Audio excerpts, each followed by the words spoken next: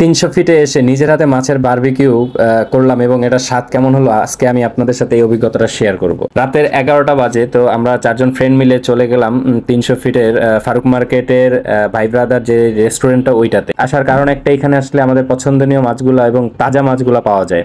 তো এখানে মাছের পাশাপাশি আপনারা কাঁকড়া পাবেন, স্কুইড পাবেন, অক্টোপাস পাবেন, যার যেটা খেতে মনে চায় আপনারা শেফকে বললেই সুস্বাদুভাবে আপনাদেরকে রান্না করে দিবে।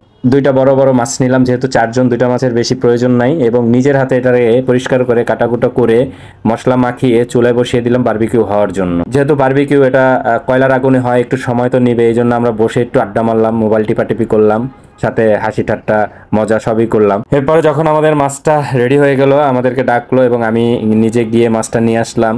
মাছের সাথে আমরা রুটি অর্ডার দিয়েছিলাম, যেহেতু রাত্রে খাবার। মাশাল্লাহ, স্বাদের ব্যাপারে মাশাল্লাহ সেই স্বাদ হয়েছে। ভিডিওতে আমি যতই মাছ কাটাকাটি করেছি বা মশলা মাখিয়েছি, যাই করেছি না কেন, কিন্তু এই শেফ আমাকে টোটাল ট্রেনিংটাই দিয়েছে এবং বলেছে কোথায় কি করতে হবে। সম্পূর্ণ ক্রেডিটটা তার।